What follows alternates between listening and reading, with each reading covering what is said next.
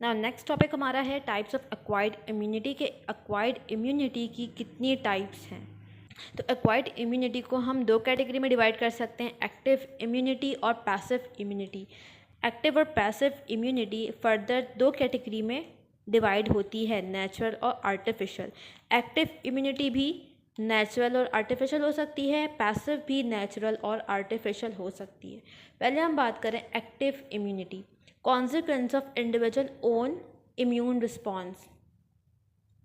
Active immunity हम उस वक्त कहेंगे जब इंडिविजुअल का अपना खुद का इम्यून सिस्टम एक्टिवेट हो रहा हो और वो फंक्शन कर रहा हो और इम्यूनिटी प्रोवाइड कर रहा हो। ठीक है, अब एक्टिव इम्यूनिटी को हम दो कैटेगरी में डिवाइड करते हैं, नेचुरल एक्टिव।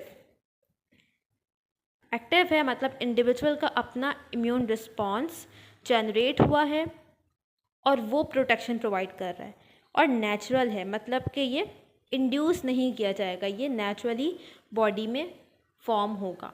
तो इसके एग्जाम्पल है इन्फेक्शन।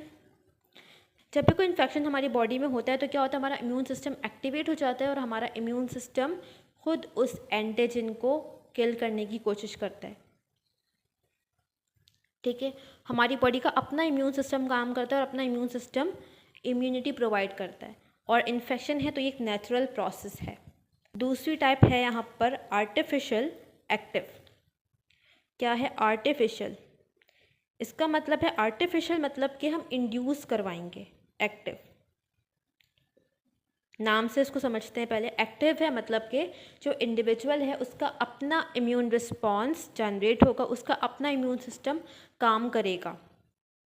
और आर्टिफिशियल है मतलब कि हम इंड्यूस करवाएंगे, हम कुछ ऐसा करेंगे कि इंडिविजुअल का अपना इम्यून रिस्पॉन्स जनरेट हो, उसका इम्यून सिस्टम एक्टिवेट हो, हम उसको आर्टिफिशियली एक्टिवेट करेंगे। ठीक है, तो हम आर्टिफिशियली कर रहे हैं तो आर्टिफिशियल हो गया और इंडिविजुअल का अपना खुद का इम्यून रिस्पॉन्स काम करेगा इस केस में भी, तो इसे हम कहेंगे एक्टिव, आर्टिफिशियल एक्टिव। ठीक है, तो इसकी एग्जांपल आती है वैक्सीनेशन।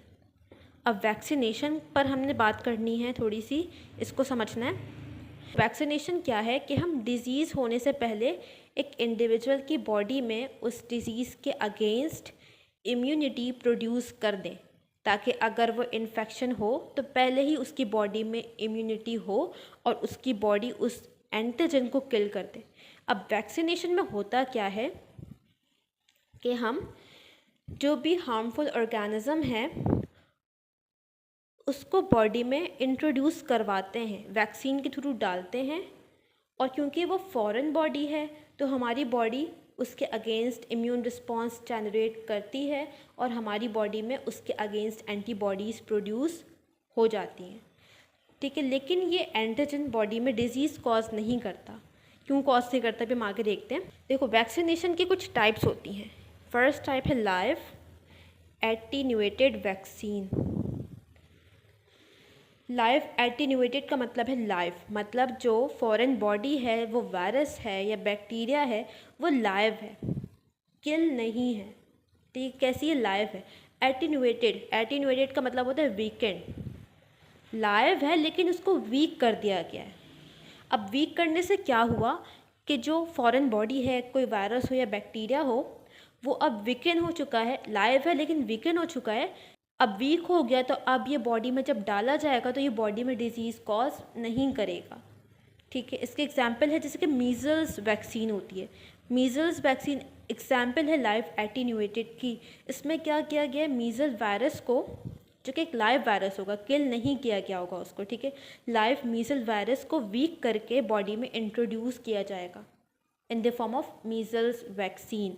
तो अब ये मीज़ल्स वायरस क्योंकि वीकेन है तो ये बॉडी में डिजीज़ कॉज नहीं करेगा, मीज़ल्स नहीं करवाएगा। लेकिन ये क्योंकि फॉरेन बॉडी तो है तो अब उसके अगेंस्ट हमारा इम्यून सिस्टम एक्टिवेट हो जाएगा और हमें इम्यूनिटी प्रोवाइड करेगा, एंटीबॉडीज़ फॉर्म कर लेगा। ठीक है, तो हमारी बॉडी में अब क्या आ चुकी है, अब एंटीबॉडीज़ फॉर्म हो गई हैं। अब अगर फ्यूचर में मीज़ल वायरस से हमारा एक्सपोजर होता है तो क्योंकि हमारी बॉडी में ऑलरेडी मीज़ल वायरस के अगेंस्ट एंटीबॉडीज़ हैं, तो अब ये मीज़ल वायरस हमारे बॉडी में डिजीज़ कॉज नहीं कर सकेगा, क्योंकि पहले ही इस मीज़ल्स वायरस को ये एंटीबॉडीज़ किल कर देंगी। ठीक है, तो ये फंक्शन होता है वैक्सीन का, और इस तरह से लाइव एटीन्यूएटेड वैक्सीन्स काम करती हैं। दूसरी टाइप है वैक्सीन की किल्ड वैक्सीन। इसमें क्या है, जो भी हार्मफुल पार्टिकल या हार्मफुल ऑर्गेनिज्म ये किल्ड है, इसका मतलब है कि ये हमारे बॉडी में डिजीज़ कॉज नहीं करेगा।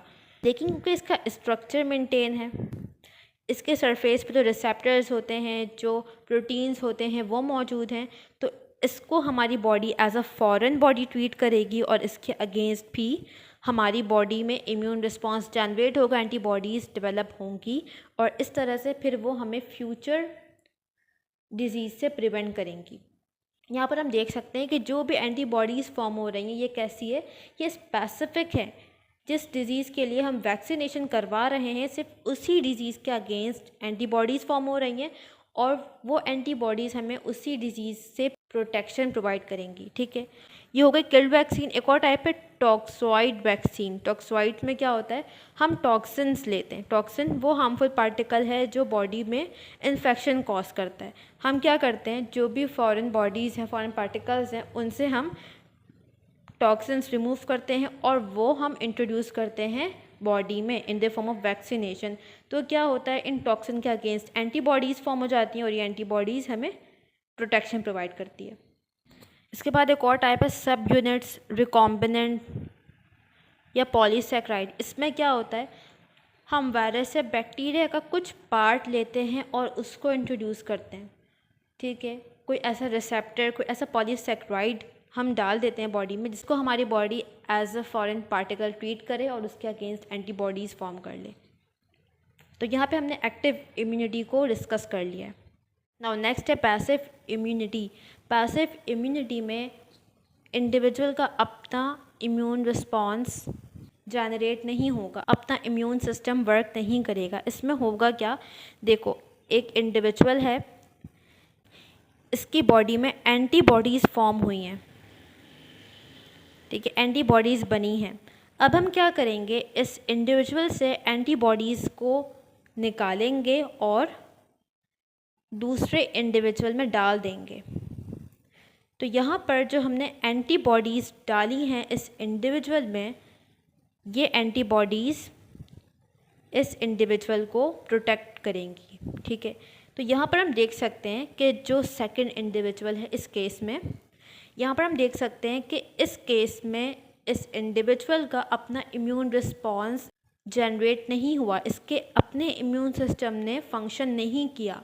हमने क्या किया, डायरेक्ट एंटीबॉडीज़ एक इंडिविजुअल से लेके दूसरे में डाल दी हैं, या ये नेचुरली ट्रांसफ़र हो गई हैं। अभी हम देखेंगे आगे किस तरह से होता है।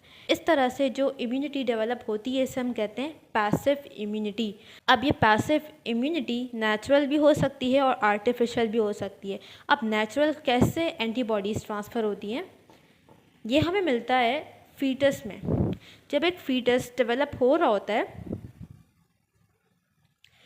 ठीक है, तो क्या होता है, ये फीटस मदर से कनेक्टेड होता है, किसके थ्रू, प्लेसेंटा के थ्रू, प्लेसेंटा के थ्रू।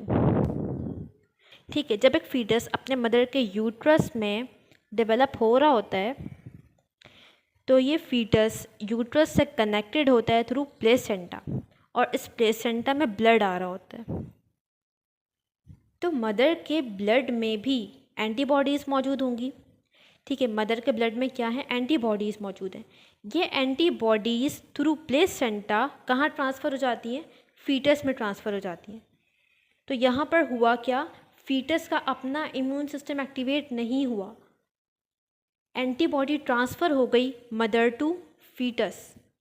तो इस तरह से जो इम्यूनिटी मिलती है उसे हम कहते हैं पैसिव नेचुरल इम्यूनिटी, क्योंकि फीटस का अपना इम्यून सिस्टम एक्टिवेट नहीं हुआ, तो इसे हम कहेंगे पैसिव। ठीक है, एंटीबॉडीज़ ट्रांसफ़र हो रही हैं, तो ये हो गया पैसिव। और क्योंकि ये एक नेचुरल प्रोसेस है, तो इसे हम कहेंगे नेचुरल पैसिव इम्यूनिटी। इसकी एक और एग्जाम्पल है ब्रेस्ट फीडिंग। ठीक है, ब्रेस्ट मिल्क में भी एंटीबॉडीज़ मौजूद होती हैं, तो मिल्क के थ्रू एंटीबॉडीज़ बेबी में ट्रांसफ़र हो जाती हैं। ये भी एक नेचुरल प्रोसेस है और यहाँ पर भी बेबी का अपना इम्यून सिस्टम एक्टिवेट नहीं हुआ, तो इसीलिए से हम कहेंगे नेचुरल पैसिव इम्यूनिटी। नेक्स्ट है artificial passive. Artificial passive, passive means अपना इम्यून सिस्टम इंडिविजुअल का एक्टिव नहीं होगा, और आर्टिफिशियल है मतलब हम इंड्यूस करवा रहे हैं। इसमें हम क्या करेंगे, इम्यून सेल्स या सीरम जिसमें एंटीबॉडीज़ होती हैं, उस सीरम को एक हेल्दी इंडिविजुअल में, नॉन इन्फेक्टेड इंडिविजुअल में इंट्रोड्यूस करवाएंगे, डालेंगे। तो अब इस इंडिविजुअल में क्या आ जाएंगी, डायरेक्टली एंटीबॉडीज़ आ जाएंगी। तो इस तरह से जो इम्यूनिटी बनेगी उसे हम कहेंगे आर्टिफिशियल पैसिव। आर्टिफिशियल क्यों? क्योंकि हमने इसको इंट्रोड्यूस करवाया है, हमने खुद से डाला है, एक नेचुरल प्रोसेस नहीं है। और पैसिव क्योंकि यहाँ पर इंडिविजुअल का अपना इम्यून सिस्टम एक्टिवेट नहीं हुआ। ठीक है, तो इस तरह से हम कह रहे हैं इसे आर्टिफिशियल पैसिव इम्यूनिटी।